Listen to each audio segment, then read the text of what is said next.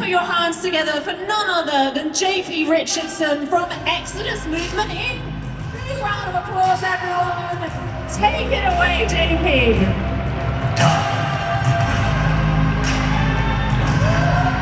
Hello, Bitcoin 2025. How are you doing today?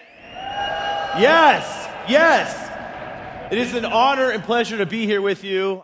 There are moments in history that pass us by, but you guys, you know this moment in history. You are a part of it. You are living it. Now, quick funny story.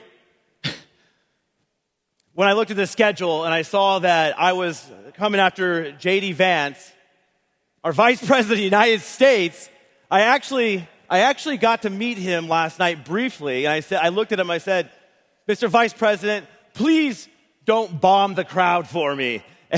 And he laughed, JP, I'm going to do it. So I feel honored to be here today with you all. So, JP, CEO and co-founder of Exodus. Now, Exodus was started in 2015 by myself and my co-founder, Daniel. And we were started with 2 laptops, no money, and a vision with an unrelenting belief that you should be able to control your wealth, your digital lives.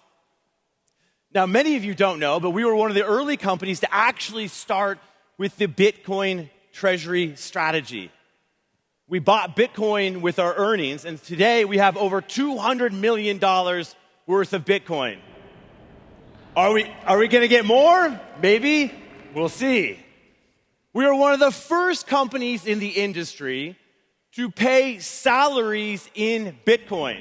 Yes, to work at Exodus, you have to take your salary in Bitcoin. So everybody takes their salary in Bitcoin at Exodus. Thank you. We are one of the first companies to do a crypto-only stock offering. Yes, you could buy our stock with Bitcoin. 10 years ago, we started the company, and we started the company in Nebraska. I was talking to David Bailey a couple nights ago. And by the way, we're all here because of David Bailey. So let's give David Bailey a big round of applause here. He was telling people, he said, JP's off building wallets in Oklahoma. I'm like, Oklahoma, Nebraska. He's like, Oklahoma, Nebraska, it's a flyover state. They're all the same thing. I call Nebraska God's country. And because of that, we have a unique insight of building a company 100% remote, 100% on the internet. We have earned our place on this street, Wall Street. So, there we are, January of 2025. That day felt so sweet. But let me take you back for a moment to May of 2024. Some of you know this story.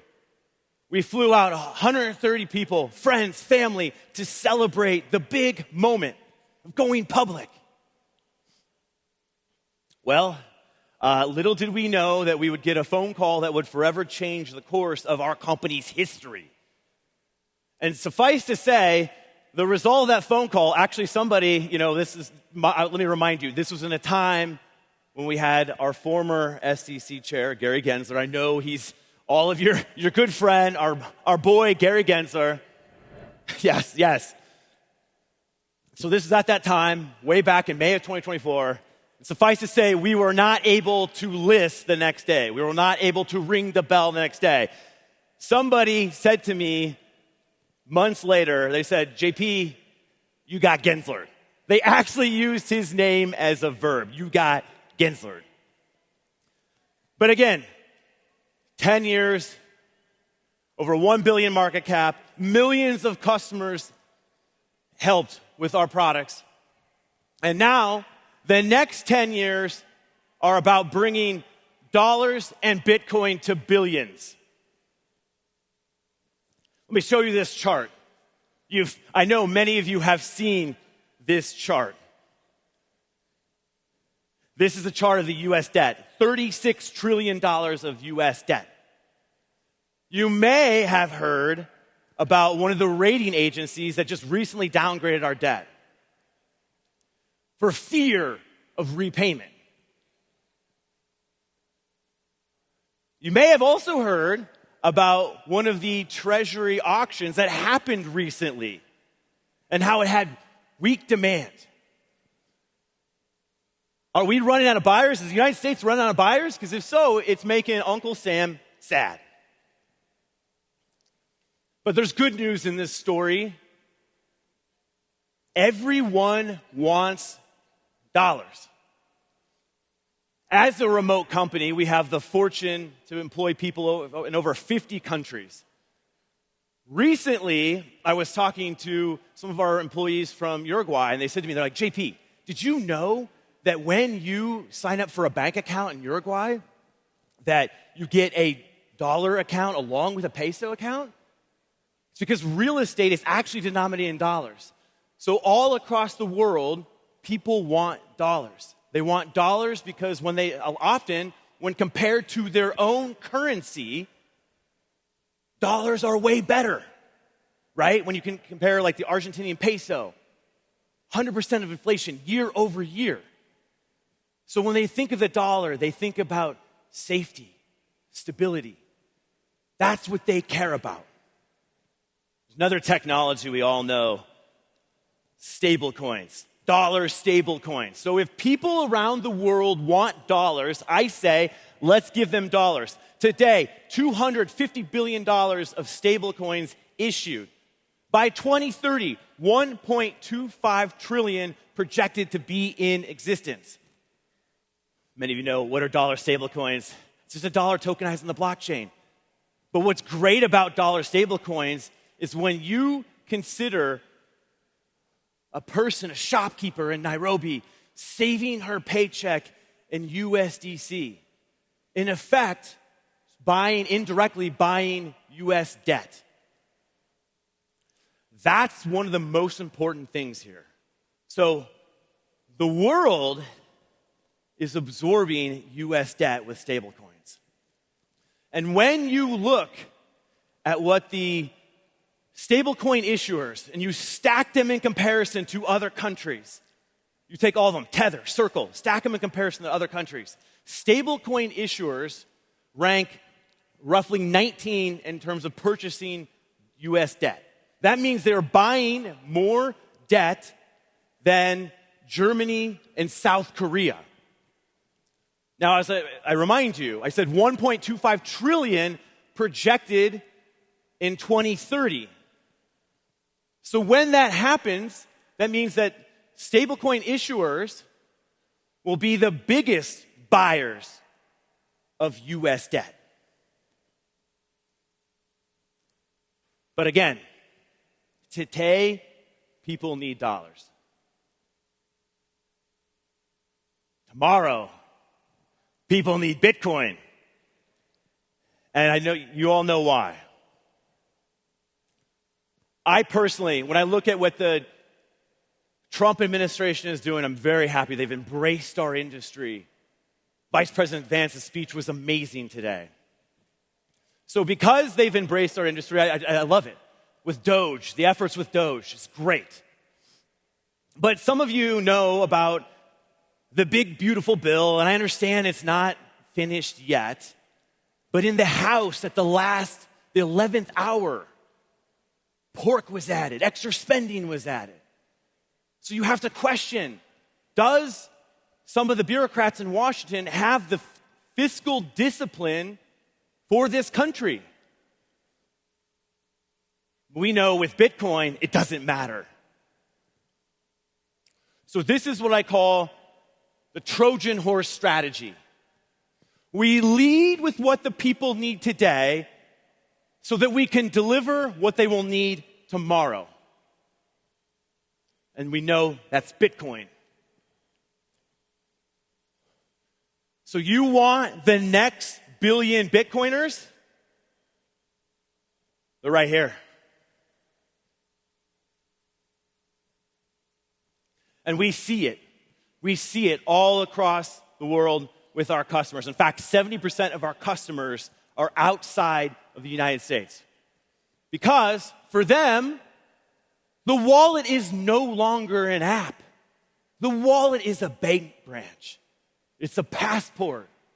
It's a freedom machine. The next billion people will not be signing up for a bank. The next billion people will be downloading a wallet. But what needs to happen is that wallets need to abstract all of the complexity and technology away. That means no complicated 12-word secret phrases, no crypto addresses, no L1, L2, who cares? It should be, I want to send $20 to my mom. I want to be able to buy groceries for my family. I want to save in dollars and be ready to swap for sovereignty when I'm ready. That's ultimately what this is about. Because we're not building for crypto natives anymore. We're building for the global mainstream. And they won't be signing up for banks. So because we have millions of customers all over the world, we have the fortune to be able to speak with them, have conversations with them. I want to share a story of one of our customers.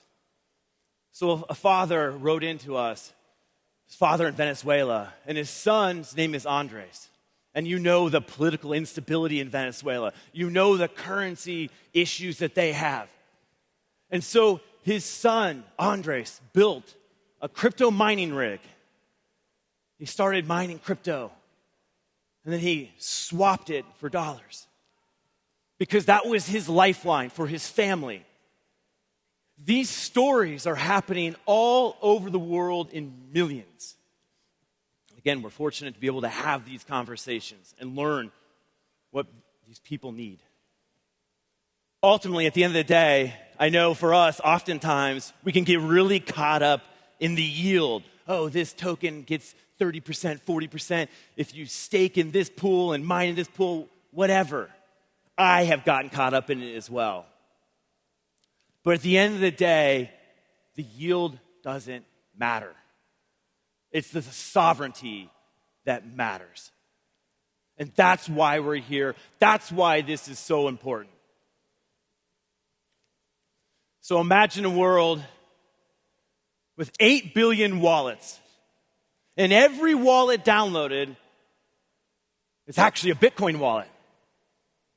Every dollar saved is one swap away from sovereignty. And that's the world where that gives us one inevitable outcome.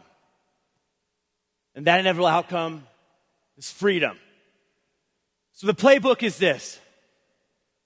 Start with something that people need every single day. Make it so incredibly simple. Dollars, stablecoin. Then we slide in Bitcoin behind the scenes so it's ready for when they need it. And then in doing that, we will empower the world. Because the reason this is so important, because freedom is not something that we keep to ourselves. Freedom is a protocol that we share all across humanity. And that's why this is so important. Thank you.